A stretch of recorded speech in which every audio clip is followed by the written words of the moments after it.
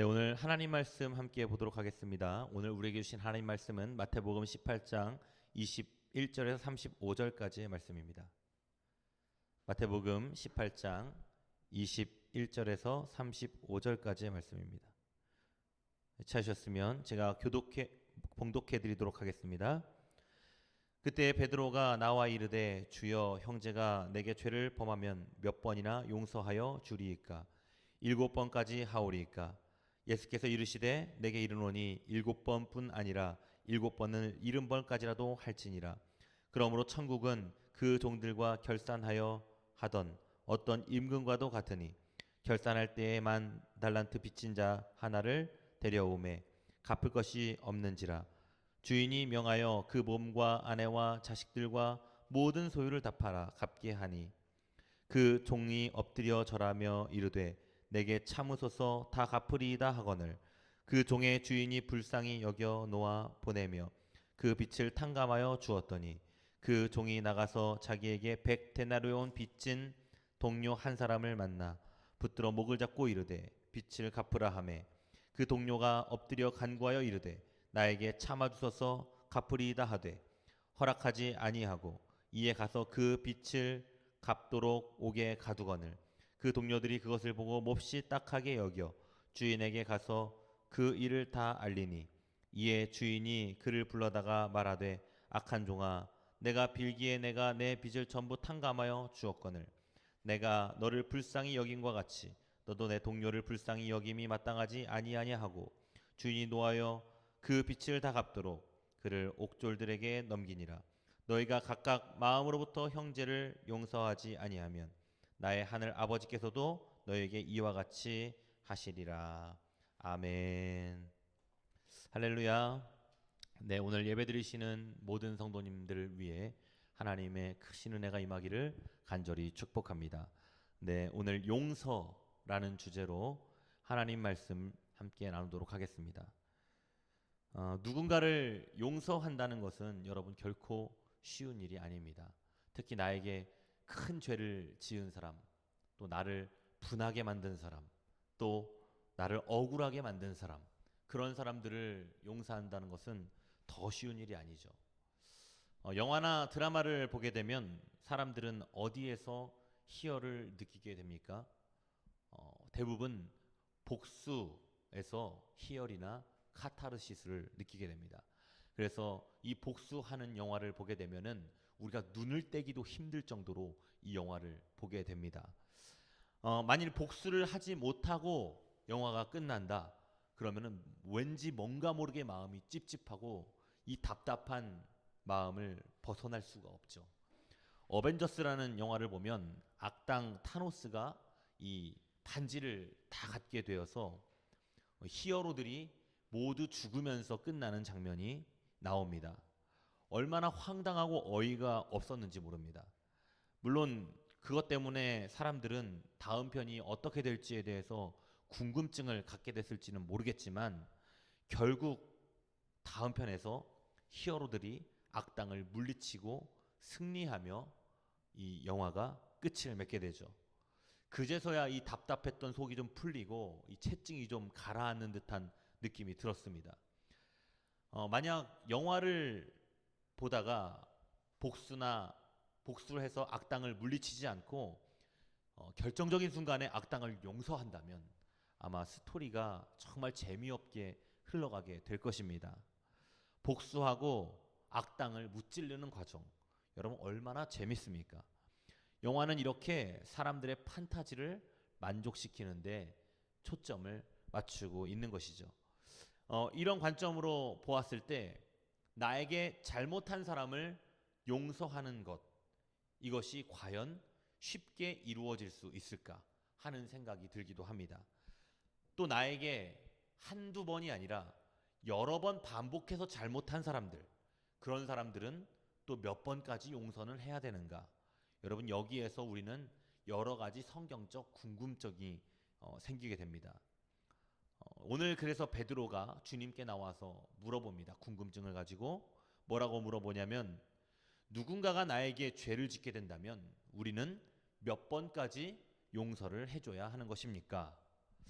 여러분은 여러분에게 누군가가 잘못을 했다면 몇 번까지 용서는 해주실 수 있으시겠습니까? 2번 정도면 괜찮으시겠습니까? 아니면 어떤 마음이 넉넉한 사람은 나는 5번까지는 괜찮다.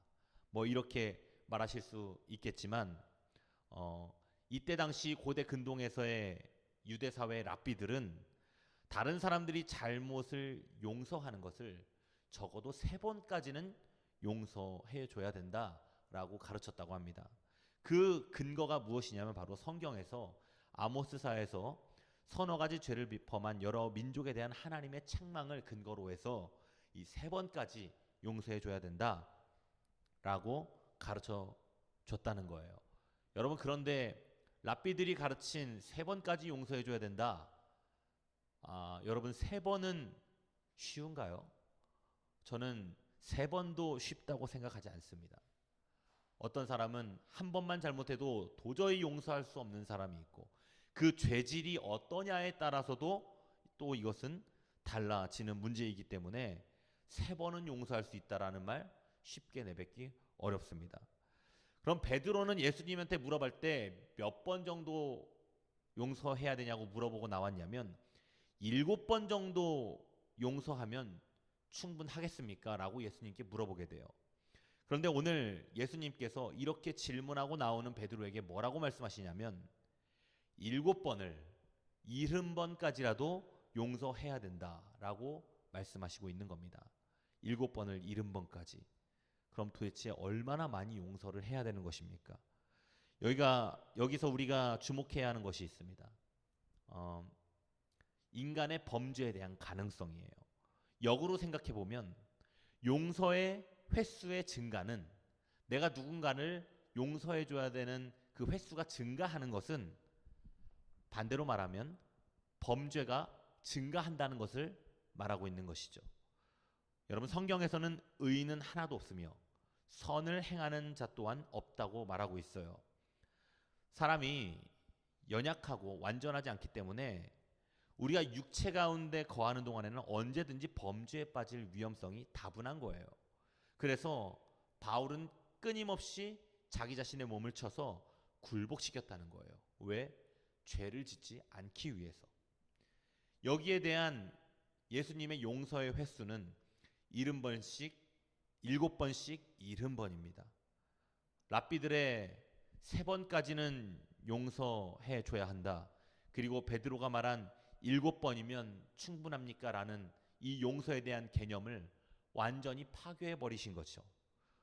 주님의 용서의 횟수는 제한을 두지 말고 끝까지 용서해라 라는 것에 기준을 두고 있는 것입니다. 그래서 70번씩 7번씩 70번이라는 것은 계상상으로는 490번 정도 되지만 우리 주님께서는 이렇게 말씀하신 이유가 사실상 형제가 반복적으로 죄를 범하더라도 무제한적으로 용서해줘라 라는 말씀을 하고 계신 것이죠.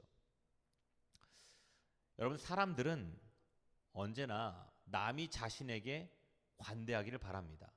그러나 자신은 다른 사람들에게 관대하지 못한 경우가 허다하죠. 용서한다 라는 말의 원어가 가지고 있는 기본적인 의미는 보내버린다, 가게 한다 라는 뜻을 가지고 있어요.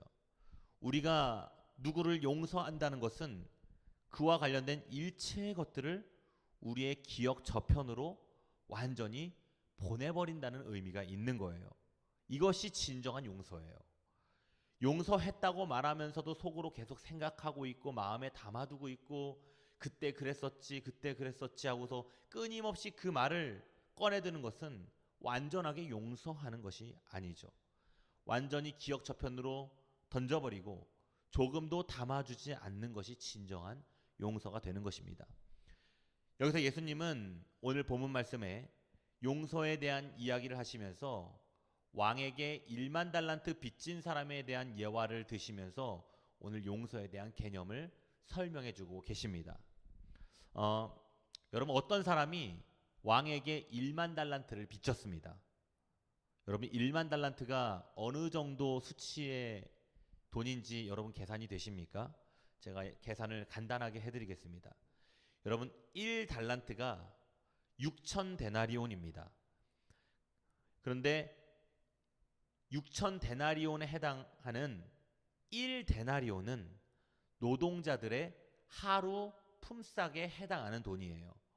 그러니까 한 달란트는 노동자들 6천 명의 하루 품삯이 됩니다.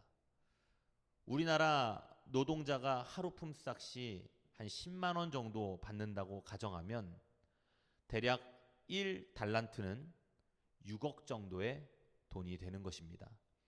1만 달란트면 여러분 얼마나 많은 돈인지 대략 어림잡기도 힘들 정도의 아주 큰 금액입니다. 그러니까 오늘 1만 달란트 왕에게 빚진 사람은 얼마나 많은 빚을 왕에게 진 것인지 헤아릴 수가 없는 거예요. 또 당시 갈릴리 지방의 1년 세금의 총수가 300달란트였고 또 유대 전국에서 로마에게 바친 1년 세금이 800달란트였다고 하면 당시로서 왕에게 1만 달란트라는 돈은 정말로 천문학적인 액수였다라고 볼 수 있는 것이죠. 바로 이 엄청난 빚을 안고 있는 이 사람의 모습이 바로 오늘날 하나님 앞에 선 우리 인간들의 모습으로 비유해서 설명하고 있는 것입니다. 인간이 안고 있는 이 죄라는 빚, 여러분 이것은 너무나도 큰 것입니다. 저와 여러분이 갖고 있는 이 죄악, 이것은 헤아릴 수 없는 굉장히 큰 죄라고 보면 되는 것입니다. 1만 달란트 빚진 사람은 도저히 이 빚을 갚을 능력이 되지 않았습니다. 그래서 오늘 본문 말씀은 뭐라고 말하고 있냐면 결국 바로 이 죄로 인한 인간은 전적으로 무능하다. 이 빚을 갚을 수가 없는 거예요. 1만 달란트라는 그 큰 금액을 갚을 수 없듯이 우리 인간은 이 죄악에 대한 것을 해결할 수 있는 능력이 아예 없다는 것을 비유하고 있는 것이죠. 이 종이 자신의 채무를 변상할 수 있는 어떠한 능력도 없었던 것처럼 우리도 우리 죄에서 우리 스스로를 구원할 능력이 우리에게는 없는 것입니다. 그래서 인간에게는 구원자가 필요했습니다. 그분이 누구십니까? 바로 예수 그리스도십니다. 하나님께서 우리에게 예수 그리스도 그분을 이 땅에 보내주셔서 십자가의 대속으로 우리를 구원하시는 것은 바로 값없이 우리를 용서하신 것을 의미하고 있는 거예요. 그래서 오늘 이 빚진 사람이 생각합니다. 수단과 방법을 가리지 말고 엎드려서 간청해보자. 그래서 이 빚진 자가 왕 앞에 엎드려서 빌며 간청하기 시작합니다. 그리고 왕은 이렇게 간청하는 종의 모습을 보면서 불쌍히 여기고 모든 빚을 탕감해 준 것입니다.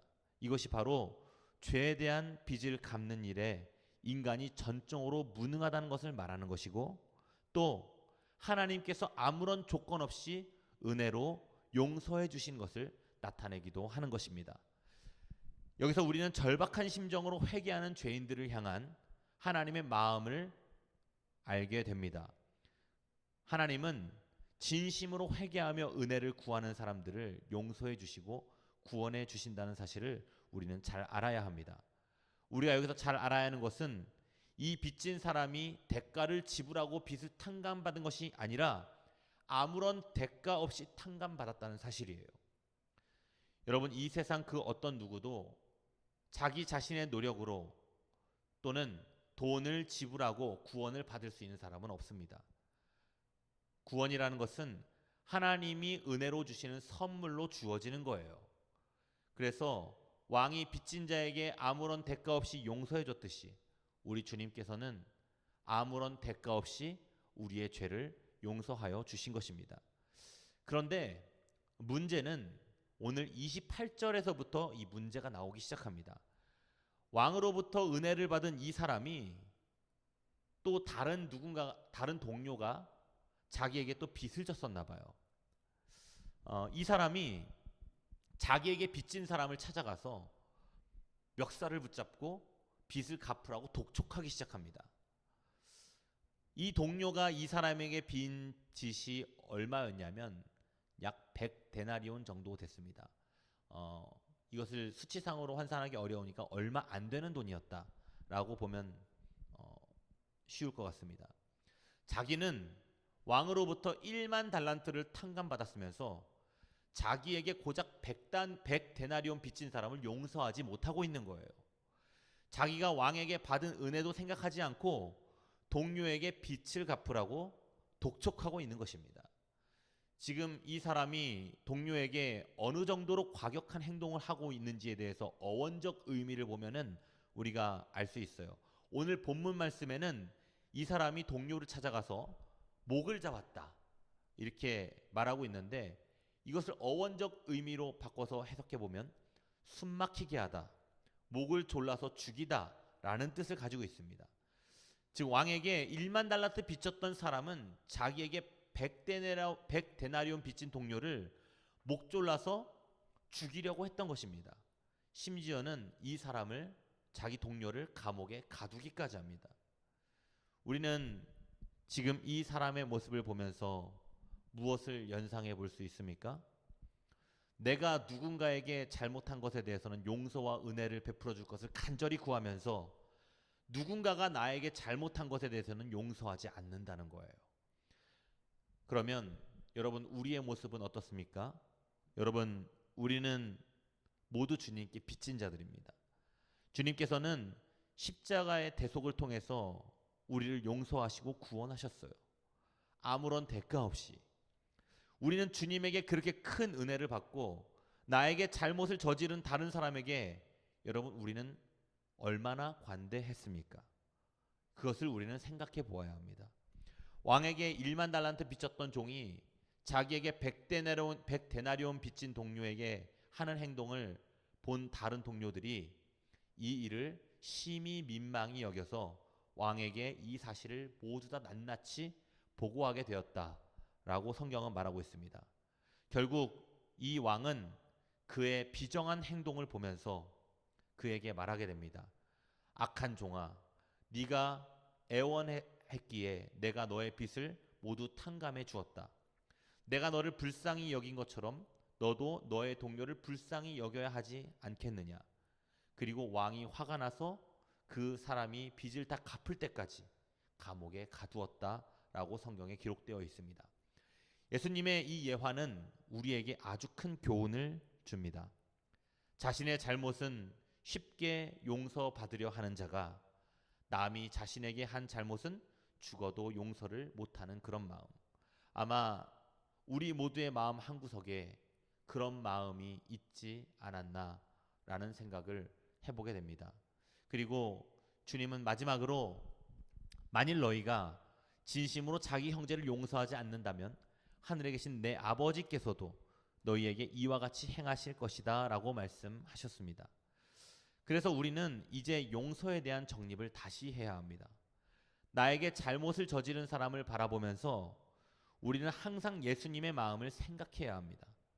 나 같은 큰 죄인을 아무런 조건 없이 용서해 주신 분이 우리의 주님이십니다. 그런데 나는 과연 용서에 대해 얼마나 열린 사고를 가지고 있었는가? 나같이 큰 죄인이 주님께 용서받은 것을 생각하면 사실 다른 사람을 7번씩 70번을 용서하는 것으로도 부족한 것입니다. 사랑하는 성도 여러분, 나에게 큰 잘못을 저지른 사람을 용서하는 것은 말처럼 쉬운 것이 아닙니다. 자기가 잘못을 했을 때 남들이 관대하기를 바라면서도 나는 그게 잘 되지 않을 때가 많습니다. 그러나 우리가 다른 사람을 용서해야 할 때 내가 하나님의 은혜를 받은 사람이라는 것을 명심하기를 바랍니다. 우리가 도저히 용서받을 수 없는 큰 죄를 가지고 있었음에도 불구하고 주님이 우리를 용서하신 것처럼 우리가 형제의 허물을 조건 없이 용서해야 할 것을 주님이 가르쳐주고 있는 것입니다.